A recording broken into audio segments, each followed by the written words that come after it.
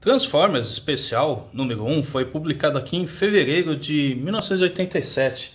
Isso foi quase 4 meses depois que a Rio Gráfica tinha publicado a última edição em outubro de 86 da revista dos Transformers. Então, na época eu ficava lá desesperado, tinha uma banca bem na frente da escola, ficava indo todo dia para ver se tinha saído e quando já tinha desistido, não sei o que, aparecia assim.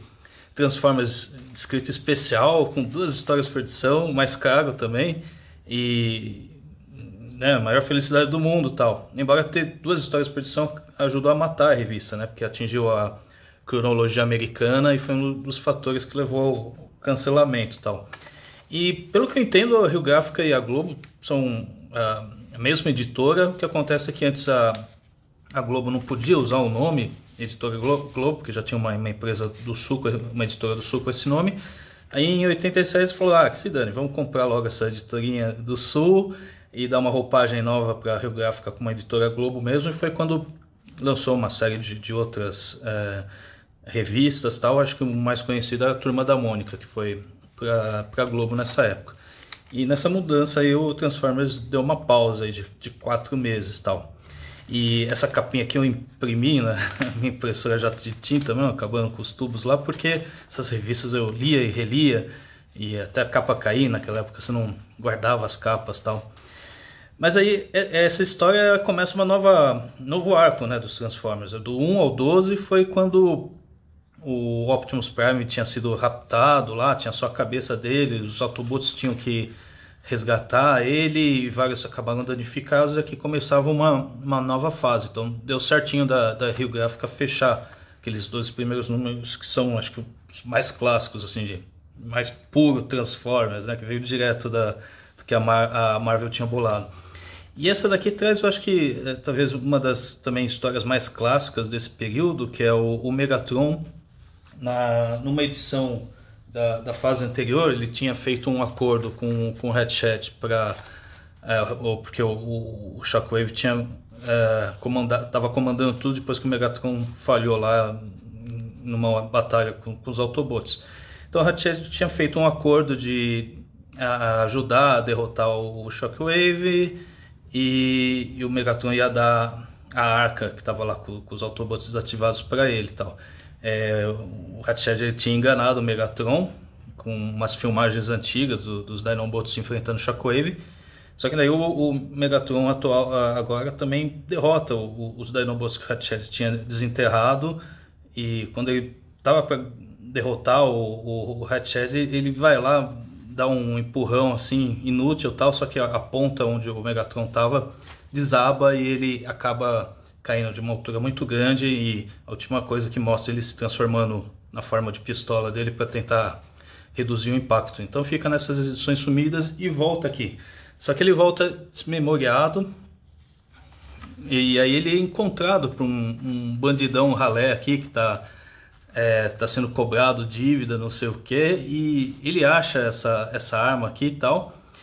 E aí os assassinos lá que estavam cobrando a dívida dele ficam brincando, então, revólver, mostra aí que esse cara é o novo chefe, não sei o que, e a arma dispara automaticamente e mata lá os caras que estavam, os assassinos tal. Depois ele descobre que se transforma no robô, e como o Megatron está desmemoriado, ele começa a aceitar os comandos esse ladrãozinho ralé tal, e ele nessa edição se torna tipo um chefão do crime e tal, porque com a arma de laser dele, o cara vai lá e derrota qualquer polícia, exército, não sei o que e tal.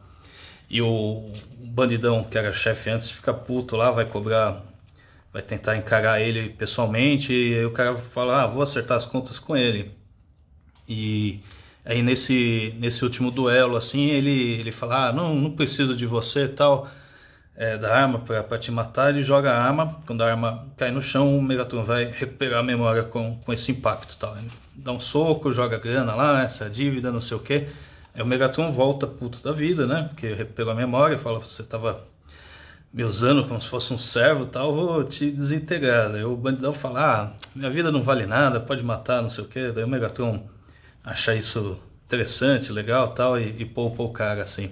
Então é bem típico dessas histórias iniciais da Marvel, que eram sempre os Autobots, os Decepticons no meio de humanos, e humanos bem assim, gente comum, né? Igual o primeiro cara que encontrou o Bumblebee, ou às vezes o cara encontra um caminhoneiro pelo caminho, pessoas bem do cotidiano que fica se envolvendo assim com os Transformers, que também não sabem lidar direito com o mundo da Terra, assim. Então, histórias bem divertidas, tal. E a segunda história dessa edição, ela é diretamente consequência da edição número 12, onde os Autobots vão resgatar a cabeça do Optimus, só que o Shockwave ele coloca uma cabeça falsa que faz o corpo do Megatron atacar os Autobots. Daí eles ficam em desvantagem quando aparecem outros Decepticons, porque metade já tinha caído, danificado e tal. E assim, no fim, o Optimus mesmo consegue recuperar seu corpo e derrota os Decepticons, mas por causa desse combate aí, tipo, quase toda a equipe da primeira versão dos Transformers que caiu na Terra vai estar danificada, né? E isso era muito legal dessa época, porque assim, o pessoal que escrevia Transformers tinha um problema que cada ano ia aparecer mais personagens que tinham que entrar na história. Então eles resolviam bem assim, e de uma forma bacana, porque como os Autobots estavam sempre se ferrando aqui, porque os humanos não eram amigos dele, achavam que era inimigo também, eles estavam sempre em desvantagem com os Decepticons. E sempre assim, boa parte deles acabava danificado e desativado, né? Como os caras estavam numa situação precária aqui, o Ratchet não conseguia consertar todo mundo. E aparece essa turma aqui, que é acho que segundo ano da leva de brinquedos Transformers, que o Optimus explica que antes da missão ele tinha feito uns cristais que copiava a mente deles caso precisasse de mais soldados, tal. Aquelas explicações que eles arrumam tal para, né, encaixar novos personagens. Aí nisso o Bumblebee, que é um dos poucos dos originais que não está danificado, leva esse pessoal para conhecer tal a Terra, assim, fazer uma missão de reconhecimento, mas não é para se envolver em nenhuma batalha. Nisso está lá o Shockwave com os Decepticons numa estação de petróleo que eles tinham conquistado antes, tal. E aqui já começa a ter a influência do desenho, né? O quadrinho surgiu antes do desenho, mas ele acaba também tendo que pegar elementos do desenho. É a primeira vez que aparece os cubos de Energon nos quadrinhos da Marvel, tal. Ele explica que aqui a gente está pegando a energia do petróleo, não sei o que, e condensando nesses cubos de Energon. Porque até essa edição, os Transformers aqui da Marvel eles usavam como se fosse um petróleo modificado, assim, diretamente, de forma líquida. Tal. Era até legal, né? Parecia um sangue e tal. Aí com o tempo eles vão migrando aqui para os cubos de Energon. Tal. Aqui os Autobots eles estão amigos de um empresário lá, tipo um Elon Musk da época, assim, que sabe a identidade deles, sabe que eles são os mocinhos e faz um acordo de abastecer os caras, tal.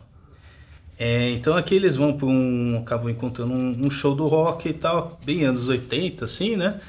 E lá eles descobrem que também a energia do show está sendo drenada aqui pelos Decepticons. Isso parece um plot bem do desenho animado, né? Normalmente os quadrinhos aqui tem uns plots mais mais sérios assim e tal. Mas aí eles vão acabar enfrentando aqui esses Decepticons que estão aqui. O Bumblebee também, eu acho que influência do desenho animado, ele já ganha mais destaque, se bem que ele sempre teve, né? Desde a primeira edição ele foi o primeiro a ter contato com os humanos, né?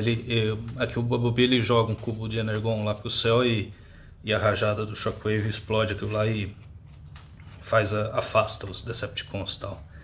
Aí no fim o Optimus Prime lá dá uma comida de rabo no Bumblebee, que expôs lá os novos Transformers, né, ainda antes do tempo, mas beleza, no fim deu tudo certo e tal. E aqui o show não pode parar, bem, anos 80 e tal.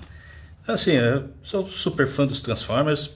O que sempre acontece com essas edições antigas da Marvel é que elas estão totalmente fora de estoque, né? Eu acho que o que mesmo saía da IDW não deve estar saindo mais em inglês. Esses formatinhos aqui são super difíceis de encontrar, então acho que as primeiras 20, 30 edições de Transformers da Marvel são muito legais, tem uma história bem intercalada entre as tramas e vai lendo pelos scan mesmo, em português ou em inglês, se tiver interesse em acompanhar.